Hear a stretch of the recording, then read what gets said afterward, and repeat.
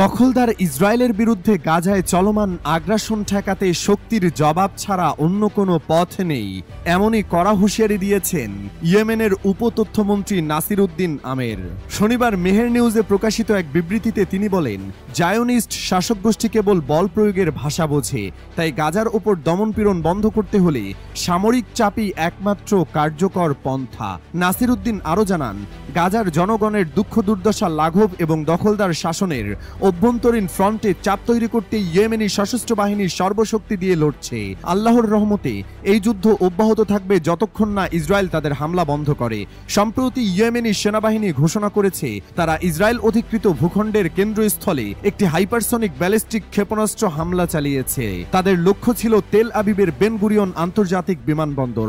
হামলার পরপরই সেখানে বিমান হামলার সতর্কতা সাইরেন বেজে ওঠে এবং সব ফ্লাইট বাতিল করা হয়। তেল আবিব ও জেরুজালেম জুড়ে তৈরি হয় চরম আতঙ্ক। হুথির সামরিক মুখপাত্র ব্রিগেডিয়ার জেনারেল ইয়াহিয়া শারি আল মাসিরা টেলিভিশনের মাধ্যমে জানিয়ে দেন, যতদিন গাজার উপর ইসরায়েলের স্থল ও বিমান অভিযান চলবে এবং অবরোধ থাকবে, ততদিন আমাদের পাল্টা হামলাও চলবে। আমরা বেন গুরিয়ন বিমানবন্দর সহ ইসরায়েলি আকাশপথে বিমান চলাচল যে কোনো মূল্যে বন্ধ করে দিতে বদ্ধপরিকর। হুথি আনসারুল্লাহ নিয়ন্ত্রিত ইয়েমেনি বাহিনী আরও জানায়, গাজার গণহত্যামূলক হামলার প্রতিক্রিয়ায় তারা লোহিত সাগরের কৌশলগত রুট অবরোধ করেছে, যাতে ইসরায়েলের সামরিক রসদ পৌঁছানো না যায় এবং বিশ্ব জনমত গাজা সংকট মোকাবেলায় বাধ্য হয়। টাইমস অব ইসরায়েল জানিয়েছে, ইয়েমেন থেকে ছোড়া ক্ষেপণাস্ত্রটি বেন গুরিয়ন বিমানবন্দরের দিকে যাচ্ছিল, তবে সেটিকে মাঝপথে প্রতিহত করা হয়। অন্যদিকে মেহের নিউজের দাবি, হামলার ফলে তেল আবিবের বিস্ফোরণের শব্দ শোনা গেছে এবং বিমানবন্দরে সাময়িকভাবে ফ্লাইট চলাচল স্থগিত হয়। ইসরায়েলি গণমাধ্যমগুলো বলছে, গাজায় যুদ্ধবিরতি লঙ্ঘন করে মার্চ মাসে পুনরায় হামলা শুরু করার পর থেকে ইয়েমেনে এখন পর্যন্ত 43টি ক্ষেপণাস্ত্র নিক্ষেপ করেছে ইসরায়েলের দখলকৃত এলাকাগুলোয়।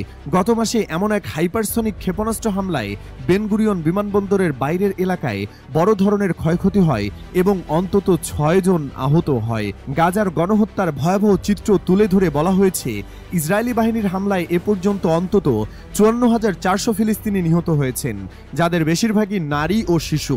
গাজার সরকারি মিডিয়া অফিস জানাচ্ছে, প্রকৃত মৃতের সংখ্যা 61,700 ছাড়িয়েছে এবং ধ্বংসস্তূপের নিচে আরও হাজার হাজার মানুষ জীবিত না মৃত তা এখনও অজানা।